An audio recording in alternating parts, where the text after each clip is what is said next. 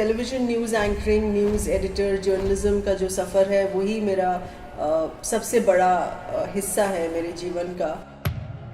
हमारा करियर ऐसे मौके पे सिचुएटेड था कि जिस वक्त टेलीविज़न न्यूज़ इंडस्ट्री का बूम हो रहा था, पूरा the evolution from analogue, visuals को देखा जाएगा, एडिट किया जाएगा, तब ऑन एयर रखा जाएगा, कि उन्होंने कल्चर को भी निकाल दिया, धीरे धीरे बॉलीवुड को भी निकाल दिया, एंड आई थिंक स्पोर्ट्स भी निकल चुका है अब, और कुछ होता नहीं है न्यूज़ में एक्सेप्ट सेंसेशनलिज्म। हुनर टीवी में जैसे आप वो हुनर लफ्ज़ समझते हैं, हुनर means skill, and that is what creativity and arts is about. वो आपका एक स्किल होता है कि आप पेंटिंग बना रहे हैं, आप किताब लिख रहे हैं, या आप थिएटर प्ले को डायरेक्ट कर रहे हैं।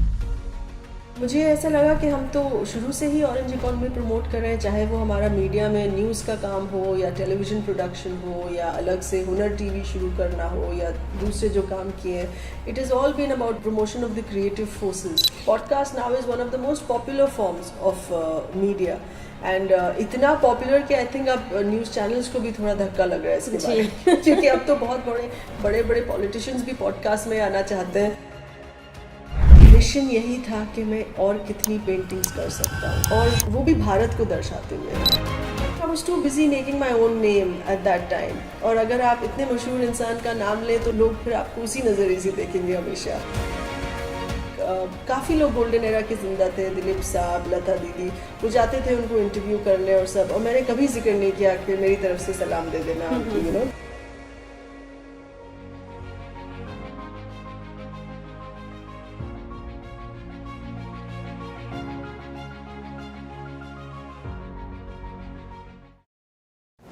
टीवी न्यूज का एक जाना माना चेहरा सहर जमा, जिन्होंने भारत में ऑरेंज इकॉनमी के जरिए रचनात्मकता को आर्थिक शक्ति में बदलने पर जोर दिया, प्रसिद्ध गायक तलत महमूद की ग्रैंड डॉटर हैं, और उन्होंने उनकी विरासत को संजोने के लिए Talat Mahmood the definitive biography नाम की किताब लिखी, जिसके लिए इन्हें सम्मानित किया गया विमेन ऑथर अवार्ड और biographer of the year award से।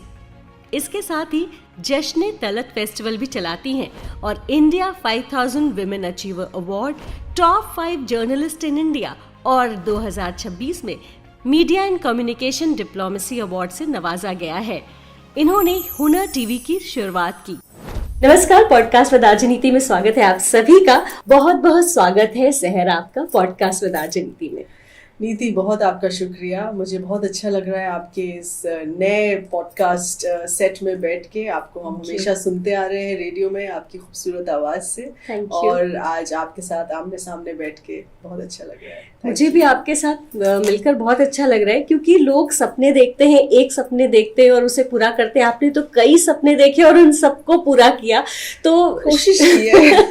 तो शुरुआत करते हैं आपके न्यूज़ एंकरिंग के करियर से। किस तरह से आप न्यूज़ से जुड़ी और कैसा रहा ये सफर आपका पिछले 25 सालों का? I think news, television news anchoring, news editor, journalism का जो सफ़र है वही मेरा सबसे बड़ा हिस्सा है मेरे जीवन का, और सफ़र अच्छा लगा। अभी जब 25 साल का पूरा सफ़र देखते हैं तो अच्छा खूबसूरत दिखता है, एंड आई फील दैट हमारा करियर ऐसे मौके पे सिचुएटेड था कि जिस वक्त टेलीविज़न न्यूज़ इंडस्ट्री का बूम हो रहा था, पूरा the evolution from analogue to digital, और पूरा जो the sense of media values, क्योंकि सिर्फ सोसाइटी वैल्यूज़ का एवोल्यूशन नहीं हुआ है पिछले 25 सालों में, मीडिया वैल्यूज़ का भी एवोल्यूशन हुआ है। कुछ चीज़ें जो न्यूज़ में नहीं हम बातचीत करते थे वो आजकल और भी करते हैं, कुछ चीज़ें जो पॉलिटिकल लाइफ में भी कुछ मर्यादा जो रखी जाती थी वो अब नहीं है इतनी। So it's a change of a lot of different set of values, और उसी के साथ साथ बहुत ज़रूरी है कि हम भी इवॉल्व करते जाएं, कुछ चीज़ें अपनी साथ लेके चलें, और कुछ चीज़ें बदलते वक्त के साथ इवॉल्व करते जाएं। So I think that is very important. नहीं तो आप और हम जैसे जो मीडिया में हैं 25-30 साल से, अगर हम इवॉल्व नहीं करते रहे, अगर आप ये पॉडकास्ट नहीं शुरू करती, तो हम लोग पीछे रह जाते, you know. Waiting of facts, fact checking and verification, क्योंकि एक पूरा एक सिस्टम होता था कि अगर विजुअल्स आ रहे हैं तो उन विजुअल्स को देखा जाएगा, एडिट किया जाएगा, तब ऑन एयर रखा जाएगा, और हमारी टीम ऑफ रिपोर्टर्स उनको चेक करेंगी, एक दो लोग एक साथ चेक करेंगे फैक्ट्स, स्क्रिप्ट जो लिखेगा वो एक दूसरा पर्सन एडिट करके चेक कर रहा है, जो एंकर पढ़ रहा है, पूरे हमारी एक रिसर्च टीम है, हम लोग भी उसका रिसर्च पढ़ेंगे और then to present it to the audience. वो सारे systems जो थे to gatekeeping, so to say, not in a negative sense gatekeeping, but just to check, वो सारे systems अब धुलते जा रहे हैं, and I think वो एक बहुत बड़ी फिक्र की बात है। I remember कुछ साल पहले जो हमारे जो ब्रिक्स नेशंस का जो ब्लॉक है, उन्होंने बीजिंग में जब हो रही थी मीटिंग, तो मीडिया फोरम जो था, तो हर ब्रिक्स के जो 5 नेशंस होते हैं, Brazil, Russia, India, China, south Africa, तो हर देश से 2-2 जर्नलिस्ट बुलाए गए थे। तो हम 10 जर्नलिस्ट बीजिंग में थे।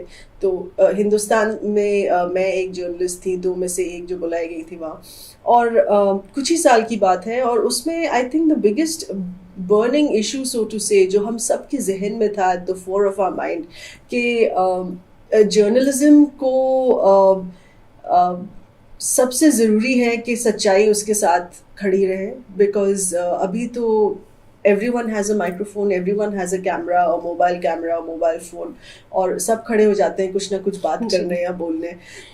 कभी उनको पूरी बात का पता नहीं होता। जो हमारी आदत होती है कि पूरा 360 डिग्री व्यू लेके चले, सिर्फ एक इंसान की बात ना सुने, 3-4 लोगों की इंसानों की बात सुने और उसको वेरीफाई करें, और पूरा एक पिक्चर जो दी जाती है एज ए न्यूज़ रिपोर्ट। आपने इतने शिद्दत से ये सोचा कि इसे आगे आना चाहिए, तो आर्ट और कल्चर के लिए आपने अपना एक चैनल हुनर टीवी स्टार्ट किया। तो उसमें क्या कुछ होता है? तो हुनर टीवी में, जैसे आप वो हुनर लफ्ज़ समझते हैं, हुनर means skill, and that is what creativity and arts is about. वो आपका एक स्किल होता है कि आप पेंटिंग बना रहे हैं, या आप किताब लिख रहे हैं, या आप थिएटर प्ले को डायरेक्ट कर रहे हैं। तो वो प्रोसेस क्या होता है? जैसे अगर किसी आर्टिस्ट ने पेंटिंग बनाई है, तो you looking at the final product, आपको ये नहीं पता कि क्या बिहाइंड द सीन क्या चल रहा है। Behind the scenes, the BTS is the USP for हुनर टीवी, कि हम आर्टिस्ट के स्टूडियो में जाएं, देखें कि उसने क्या सोचा, कैसे उसको रंगों में ट्रांसलेट किया। अगर कोई कथक परफॉर्मेंस है या डांस प्ले है, तो उसकी स्क्रिप्ट कैसे लिखी गई, सारे डांसर्स को, music, writing, everything, how it all comes together, ताकि लोगों को पता चले कि पर्दे के पीछे जो प्रिपरेशन होती है उसका क्या मेहनत है, प्रोसेस है, क्या थिंकिंग है, उसकी समझ होना बहुत ज़रूरी है। So essentially Hunar TV is dedicated to that in all forms of creativity. और आप काफी मुख्य चेहरा रही हैं ऑरेंज इकोनॉमी का। तो पहले तो ये आसान शब्दों में हमारे व्यूअर्स को समझाइए कि है क्या ऑरेंज इकोनॉमी, फिर हम इस पे आगे बात करते हैं। आई थिंक ऑरेंज इकोनॉमी में इतनी खूबसूरती है, अगर हम रंगों को राजनीतिक तौर पे ना देखें, जस्ट द वेरी फैक्ट कि हमारी जो क्रिएटिव इकोनॉमी है, अगर हम बिल्कुल साधारण लफ्ज़ में आपको समझाएं, anything to deal with creativity attached to a market process, जो क्रिएटिव इकोनॉमी जो हम कहते हैं, उसी का नाम ऑरेंज इकोनॉमी है। और ये एक the coinage of the term हुआ था 2013 में, एंड और जब मैंने इसके बारे में पढ़ा, और हमारे देश में भी अब ऑरेंज इकोनॉमी को बहुत इम्पोर्टेंस दी जा रही है। इनफैक्ट भारत सरकार ने जो वेव्स समिट किया था लास्ट ईयर जो हुआ था, और अब आने वाले महीने में भी होगा फिर से, उसको भी पूरा ऑरेंज इकोनॉमी का पेग दे के उसको प्रमोट किया गया, to recognize it as an industry. क्योंकि हर सेक्टर को, छोटी बड़ी इंडस्ट्री को अगर इकोनॉमी से जोड़ दिया जाए, so it automatically gets into the regularized industry, it automatically gets that importance कि लोग उसको सीरियसली और लें। जी, क्योंकि कोई भी क्रिएटिव होता था, टैलेंट होता था, तो लोग कहते थे अच्छा हाँ गाना तो गाते हो, करते क्या हो, तो ये तो शौक हो गया। तो अगर आप पैशन और जो भी आपकी क्रिएटिविटी है उसको जोड़ेंगे, तो ऑब्वियसली फिर वो अच्छी तरह से सीरियसली लेंगे। तो मुझे ऐसा लगा कि हम तो शुरू से ही ऑरेंज इकॉनमी प्रमोट कर रहे हैं, चाहे वो हमारा मीडिया में न्यूज़ का काम हो या टेलीविज़न प्रोडक्शन हो या अलग से हुनर टीवी शुरू करना हो या दूसरे जो काम किए हैं. It is all been about promotion of the creative forces. तो क्या ये जो मैं पॉडकास्ट कर रही हूँ ये भी आता है ऑरेंज इकॉनमी? बिल्कुल, आप एक बहुत बड़ा हिस्सा है ऑरेंज इकॉनमी के. आपकी जो रेडियो की जर्नी रही है, जो वॉइस ओवर की, टीवी की, और जब आपने ये पॉडकास्ट शुरू किया है, podcast now is one of the most popular forms of media and इतना पॉपुलर कि आई थिंक अब न्यूज़ चैनल्स को भी थोड़ा धक्का लग रहा है इसके बारे में क्योंकि अब तो बहुत बड़े बड़े पॉलिटिशियंस भी पॉडकास्ट में आना चाहते हैं, न्यूज़ चैनल में इतना बात नहीं करना चाहते, बिकॉज यहाँ पे और इन डेप्थ कॉन्वर्सेशन होता है, क्योंकि जनता को भी समझ में आ रहा है कि यहाँ पर TRP is not the main issue. तो यहाँ पे दिल से बात होगी और दिल की बात होगी, जो जैसे आपका टाइटल है, सुनो दिल की, सुनो दिल की. सो इट्स एग्जैक्टली दैट, और कहो भी दिल की. बिल्कुल, एब्सोल्युटली. तो yes, even you should also be a very proud member Thank of you. the Orange Economy. तो आगे इसके क्या और प्रोस्पेक्ट्स हैं, अगर कोई और जुड़ना चाह रहा है ऑरेंज इकोनॉमी से और करियर देखना चाह रहा है इसमें, तो आप उन्हें क्या सजेस्ट करेंगे? प्रोस्पेक्ट्स तो बहुत हैं, because it is being pegged as the fastest growing economy and globally. सिर्फ एशिया में नहीं, सिर्फ ब्रिक्स नेशंस में नहीं, ग्लोबली ये माना जा रहा है कि जो क्रिएटिव इंडस्ट्री है और जो ऑरेंज इकोनॉमी है, it is now the fastest growing economy. और तो इसमें तो बहुत ज़्यादा फ्यूचर है, बिकॉज हम लोग अगर यंगस्टर्स को देखें, वो ऑलरेडी इतना इन्वॉल्व्ड हैं वीडियोस बनाने में, रील्स बनाने में, एआई का इतना बड़ा रोल है. फ्यूचर इसका यही है कि मुझे लगता है अब आपके साथ बैठा हुआ हर इंसान उसका हिस्सा बन जाएगा, because we are all creating videos and making audio clips, और हर कोई का एक शौक़ है कि वो कंटेंट क्रिएटर बने, कि वो रील्स बनाए. तो ज़रूरी नहीं है कि उसकी आमदनी एकदम से आए. आई वुड स्टिल से कि वो थोड़ा सा डिफ़िकल्ट है, वो हमेशा रहता है. बट आई थिंक अगर हम अपने टाइम का मुकाबला करें, जब हमने शुरू किया ये काम, उसके मुकाबले में तो आज ज़्यादा आसान है. जी सर, आप बहुत अलग अलग मीडियम्स में हमें नजर आई. जब मैं आपको स्टडी कर रही थी तो मैंने एक बड़ी इंटरेस्टिंग चीज़ देखी, चमक पट्टी. क्या है ये चमक पट्टी? चमक पट्टी मैंने एक डिज़ाइन प्रोडक्ट शुरू किया था, बिकॉज मैं आर्टिस्ट की इतनी स्टोरीज करती थी, इतनी स्टूडियो में जाती थी, उनसे बातें करती थी, द प्रोसेस ऑफ क्रिएशन इतना मेरे जहन में आके बैठ गया था. So I thought that I felt like creating something. मेरा भी जी करा कि मैं कुछ बनाऊं कला के माध्यम से. तो ये जो हमारे ट्रक्स और रोड साइनेज में आप जो स्टिकर देखती हैं, जो ग्लो करता है रात को, जो रिफ्लेक्ट करता है, तो चमक पट्टी तो उसका हिंदी लफ्ज है. अगर आप उसको ट्रांसलेट करें, इट लिटरली मीन्स रिफ्लेक्टिव. चमक इज रिफ्लेक्टिव एंड पट्टी is sticker, so it's actually reflective sticker. तो मैं क्या करती हूँ, उनके मुख्तलिफ डिज़ाइन बनाती हूँ. It's all handmade, so I cut it in different shapes and patterns and apply it on various surfaces. So I have jewelry products of Chamak Patti, earrings and necklaces and handbags. Then I have furniture pieces as well. I've done wall installations as well. जो भी एक smooth surface हो, उस पे मैं उसका चमक पट्टी का काम करती हूँ. And because I'm connected to news and politics, तो कभी कभी उसमें social messaging भी होती है और सब. तो अच्छा सहर, आप बड़े करीब से आपने जाना है लेजेंडरी आर्टिस्ट मकबूल फिदा हुसैन साहब को, तो कैसी शख्सियत थे, उनके बारे में कुछ बताइए. एक लफ्ज़ में तो कहना मुश्किल है कैसी शख्सियत थे, because he was I think like an ocean. He carried so much with him, और बहुत ही दिलचस्प शख्सियत एंड वेरी डीप. कई बार उनसे बात हुई, कई बार उनके साथ बैठ के बात हुई, इंटरव्यू हुआ, बहुत एक्सक्लूसिव इंटरव्यूज़ भी किए. इनफैक्ट अभी हाल ही में कुछ महीने पहले दोहा में, कतर जो देश है जिसका कैपिटल है दोहा, उन्होंने वहाँ पे उनका म्यूज़ियम लॉन्च किया, which is called the MF Hussain international museum.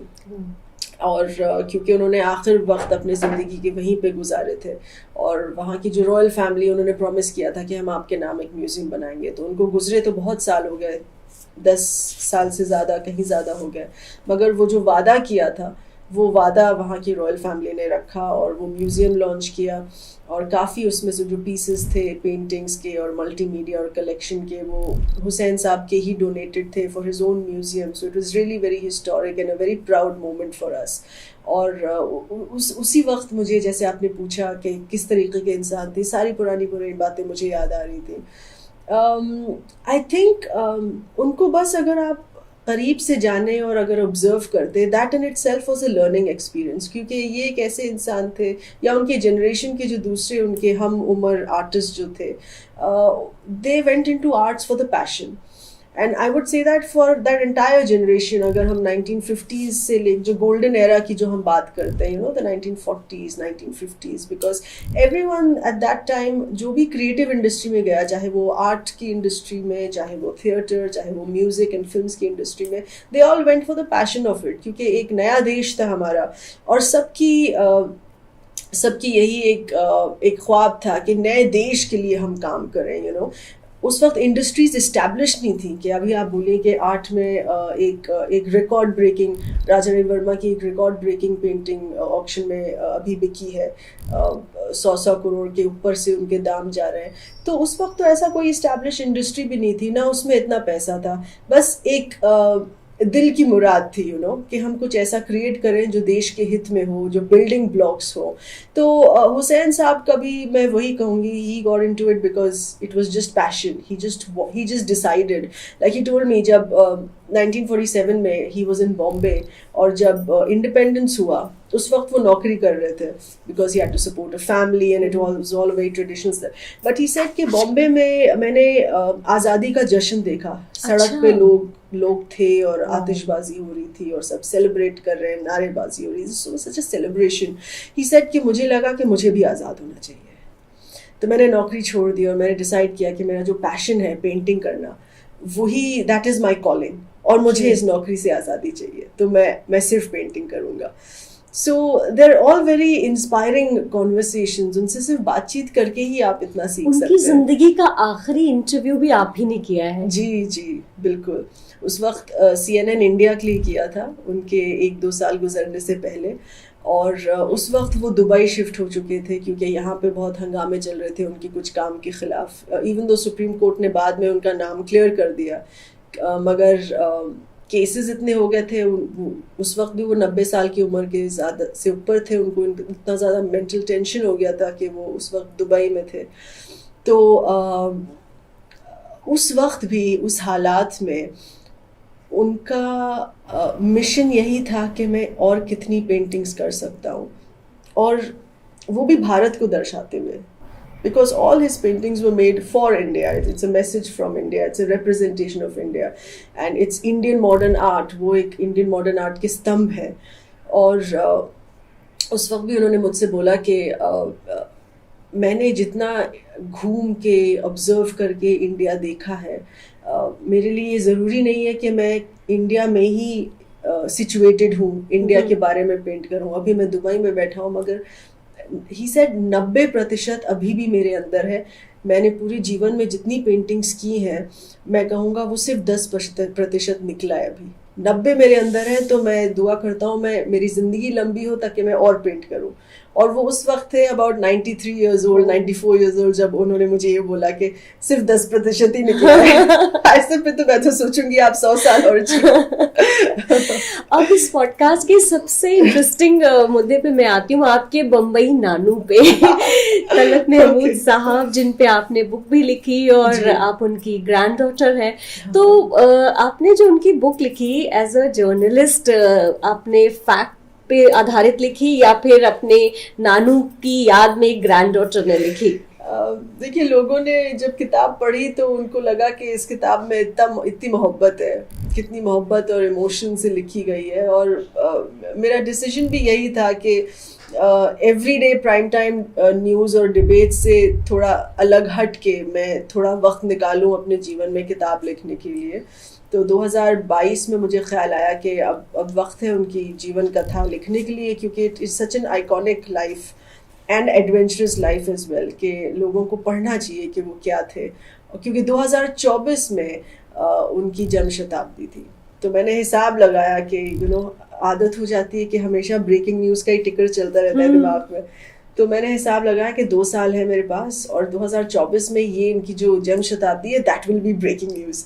तो मैं 2 साल निकाल के किताब लिखूं और ढेर सारी जो unknown stories, behind the scenes, studio shoots, song recordings, travel, global concert, सारी अननोन स्टोरीज सब इकट्ठा करके एक साथ उनको लगा के रख के फिर किताब लिखी। बट आई वुड से कि हमारी जैसे आदत होती है फैक्ट चेकिंग की और उसको वेरीफाई किया जाए, तो 50-50 मैं दूंगी। 50% मैंने एक नातिन होने के नाते लिखी और 50% मैंने वो एक जर्नलिस्ट की तरह लिखी। फिर तो बड़ी इंटरेस्टिंग होगी वो। बहुत, वो एक कहानी की तरह है और उनका जीवन ही इतना इंटरेस्टिंग था क्योंकि वो जिस सदी में थे, जैसे मैं अभी गोल्डन एरा की बात कर रही थी, जो हमारा जो पूरे गोल्डन एरा के जो आर्टिस्ट हैं, इतना उन्होंने बेहतरीन काम किया है कि आज तक हम जो भी गाना सुने, जिस भी दशक का गाना सुने, we always go back to the golden era because it was so perfect, you know, and they created such magic. और उनकी कोई बचपन की आपकी कोई यादें, जब आप मुंबई जाते थे उनसे मिलने, और कुछ क्या कैसा माहौल होता था, क्या याद है आपको? वो बहुत मजाकिया इंसान थे। अच्छा। और जब मैंने उनके बारे में बात करना शुरू की कि मैं किताब लिखना चाहती हूँ, मैं पहले तो मैंने कभी बात नहीं की। मेरे जो क्योंकि मेरी स्ट्रीम, मेरा प्रोफेशन बिल्कुल अलग था। आपने अपने कोलिग्स को कभी नहीं बताया कि आप उनकी ग्रैंडडॉटर हैं? वो पॉलिटिकल जर्नलिज्म में मेरा वो था। तो क्या रीजन था? फेवर नहीं चाहते थे किसी तरह का, या क्या रीजन था?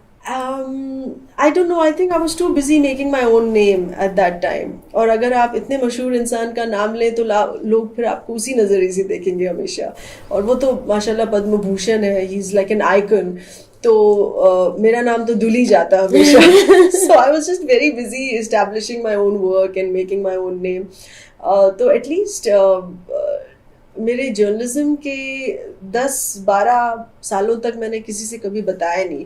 फिर जब मुझे ख्याल आया कि उनके नाम एक श्रद्धांजलि हो, उनके नाम एक ट्रिब्यूट कॉन्सर्ट हो, जैसे आपने शुरू में जिक्र किया, जश्न तलत, तब मुझे ज़रूरी पड़ गया कि इसके बारे में बात की जाए। Because I was looking for partners, performers, sponsorship.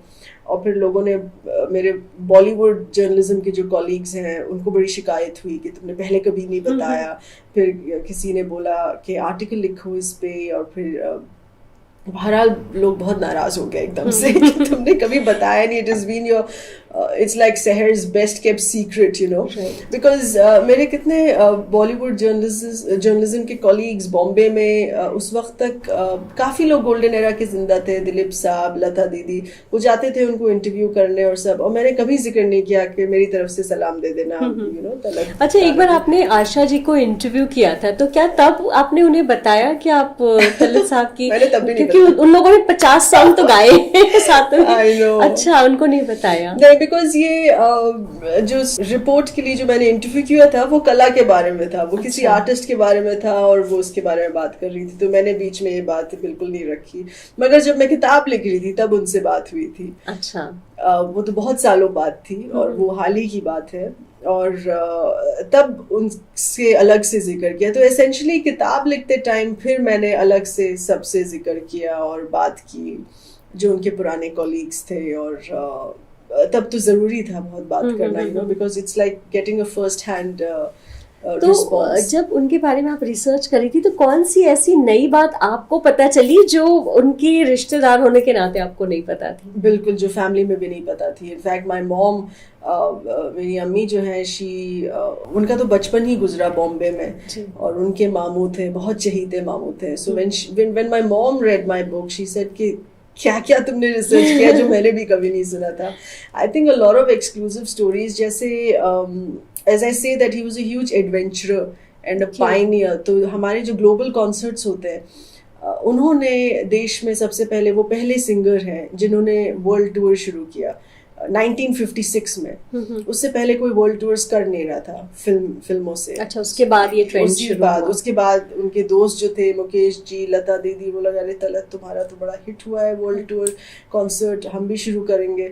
So he like set a route map, you know, कि इन देशों में जाओ, यहाँ पे डायोस्पोरा का पॉपुलेशन है, यहाँ पे टिकट्स बिकेंगे, स्पॉन्सरशिप मिलेगी, अच्छा कॉन्सर्ट होगा, फिर उन देशों में जाओ. सो आई थिंक उन्होंने एक तरीके से एक पूरा वर्ल्ड का रूट मैप बना के अपने दोस्तों को दिया कि यहाँ यहाँ यहाँ जहाँ जहाँ तलत महमूद के गाने हिट हो रहे हैं, कॉन्सर्ट्स हिट हो रहे हैं, वहाँ वहाँ डिमांड है कि हम लोग कर सकते हैं कॉन्सर्ट्स. तो कॉन्सर्ट्स के ताल्लुक बहुत मैंने एक्सक्लूसिव स्टोरीज निकाली, सो टू से, अगर मैं न्यूज़ के भाषा में देखूँ बोलूँ, ब्रेकिंग न्यूज़ एक्सक्लूसिव स्टोरीज निकाली के मेरे. फिर उनके कॉन्सर्ट मैनेजर से बात हुई, उनके जो ऑर्केस्ट्रा में लोग थे उनसे बात हुई. वो जो कहानियाँ थी बिहाइंड द सीन्स की, क्या आलम होता था, क्या दीवानगी थी उनकी. वेस्ट इंडीज़ का जैसे टूर किया या ईस्ट अफ्रीका का टूर किया. बीच में वो जा रहे थे तंजानिया में दार इस्लाम ट्रेन लेके, तो बीच में ट्रेन रोक दी. तो उस शहर के जो लोग थे जहाँ ट्रेन रोकी गई, उन्होंने कहा कि आप सब जगह जा रहे हैं, आपके आइटिनरी और शेड्यूल में सारे शहरों का नाम है और यहाँ आप रुक नहीं रहे, इसलिए हमने आपकी ट्रेन रोकी, आप उतर के यहाँ परफॉर्म करिए, हम आपकी ट्रेन आगे नहीं जाने देंगे.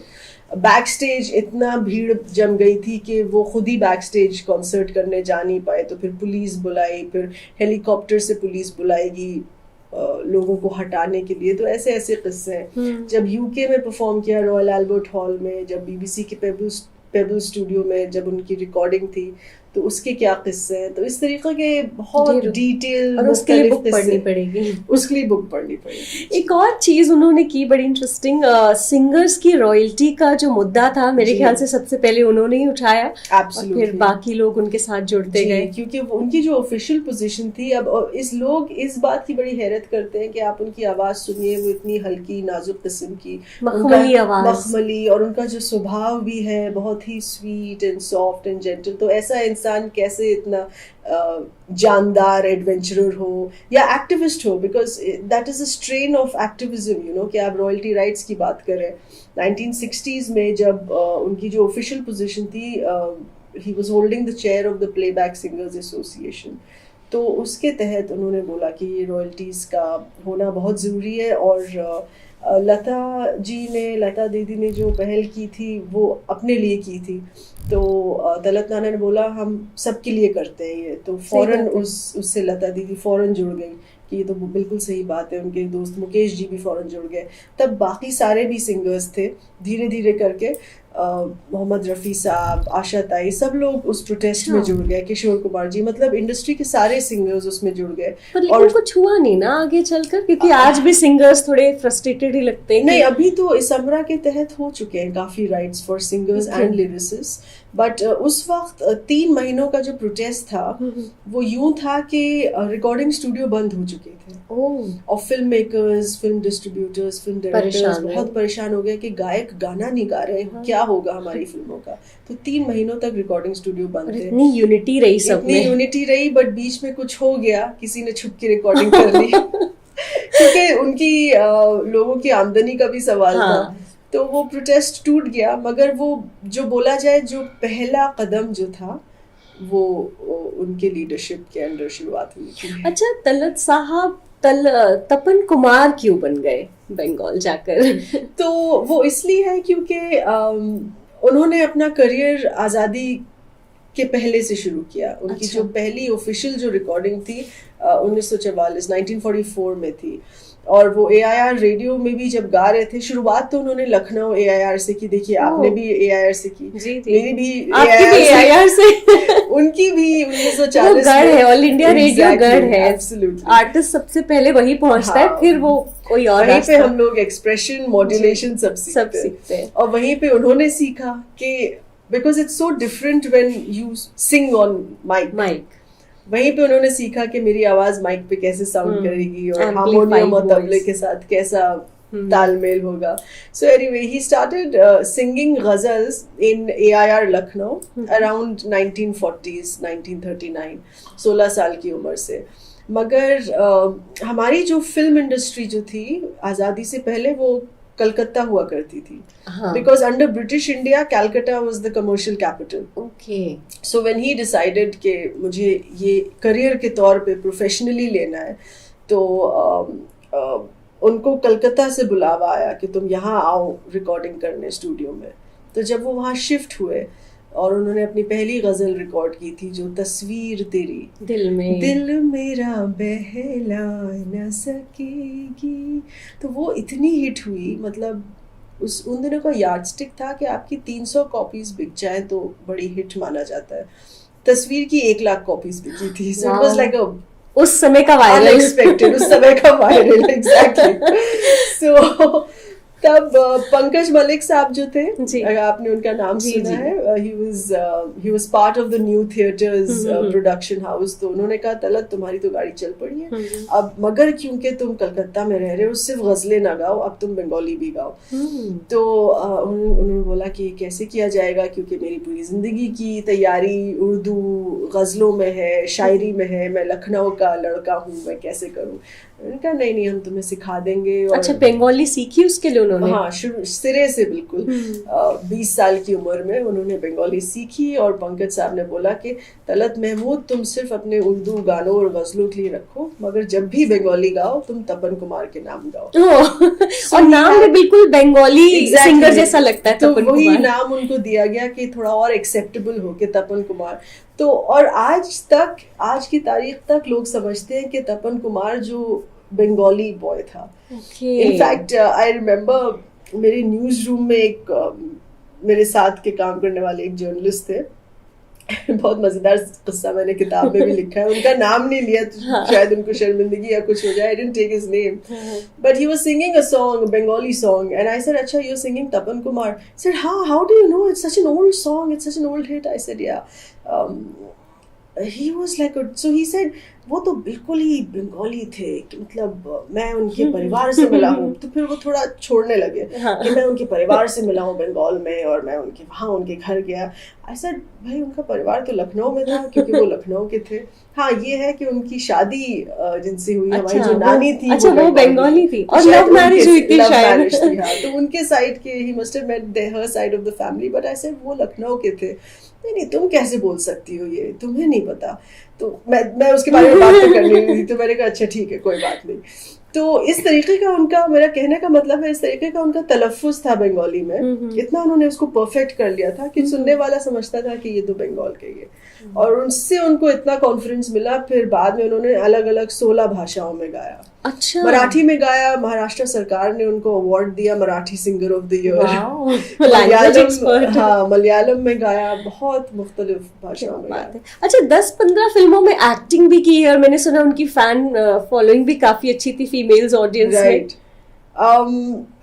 एक्टिंग जो उन्होंने शुरू की बहुत ही reluctantly I would say, because उनकी बड़ी उल्टी कहानी थी। बिकॉज फिल्मों में जो आता है हमेशा उनकी सबसे पहले यही ड्रीम होता है कि हम कैमरा के सामने आए, हम हीरो बने फिल्मों का।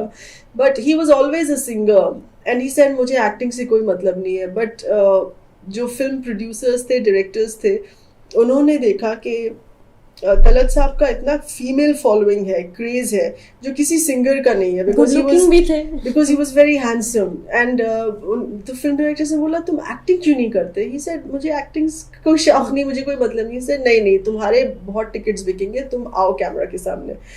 तो फिर उनको जबरदस्ती लाया गया कैमरा के सामने, but he did fairly well. I mean his co-stars were all top heroines, जैसे नूतन जी, माला सिन्हा जी, श्यामा, सुरैया जी।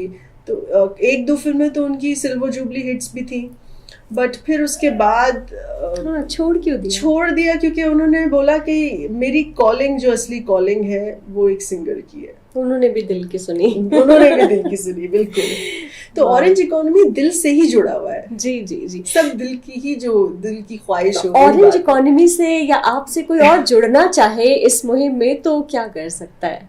आप इंडस्ट्री से जुड़िए, राइट। आप इसको इतना पावरफुल बनाइए कि it gets established as a proper sector and industry. And I like the way हमारी जो भारत सरकार है या दूसरे प्रदेशों की जो सरकार है, वो सब इस मुहिम में अब जुड़ गए हैं, क्योंकि अब उनको भी लगता है कि ये प्रॉफिटेबल है, इसको इस्टेब्लिश किया जाए, इट्स एन इम्पोर्टेंट सेक्टर। अभी हाल में दिल्ली में भी दिल्ली सरकार ने भी एक फेस्टिवल किया था। अच्छा। IFFD, international film festival of Delhi.